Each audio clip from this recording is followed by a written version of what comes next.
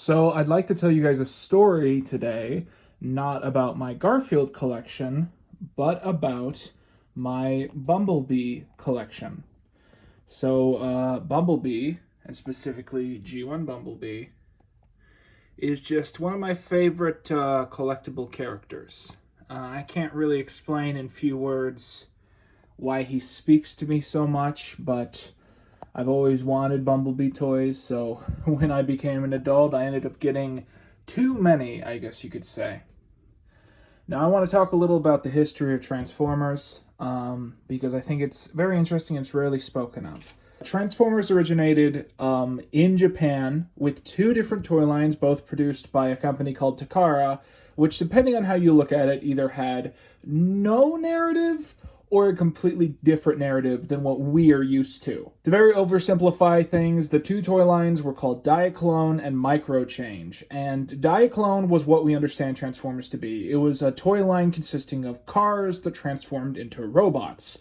But Microchange is what I've always thought to be the more interesting side of that puzzle. Microchange was supposed to be a line of transforming toys which were 1-to-1 scale, meaning that they weren't giant robots because they transformed into household objects and they were supposed to be extremely tiny. So there was a robot that turned into a cassette player, and he had a bunch of cassette robots, and there was a robot that turned into a gun, and these were all just supposed to be little tiny robots that turned into things you could find in your home.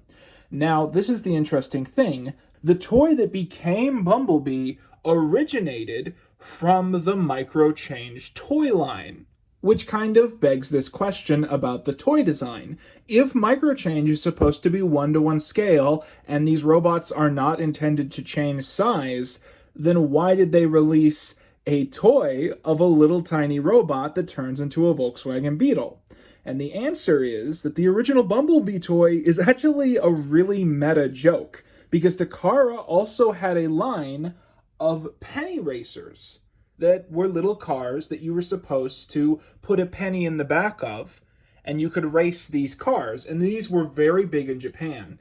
So the idea of these early, car Transformers in the Microchange line was that they actually turned into some of these penny racers, and that's why I have a collection of these up here. And so if you compare these right next to each other, you can see that the original Bumblebee toy, as we would call it, has a bunch of, design quirks, which don't really make sense if it's just a Volkswagen, but do make sense if it's a robot that turns into a toy Volkswagen. I've been thinking about this a lot recently because I actually just imported from Brazil a rare Transformer exclusive to that country called Volks, which is basically just Bumblebee, but with a different color. But it has one quirk which makes it really, really cool to me.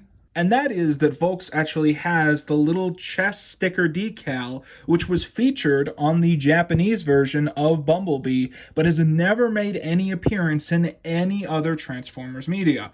And I've always wanted, a little transforming Bumblebee, full mold with this sticker. So having this in my collection is super cool to me.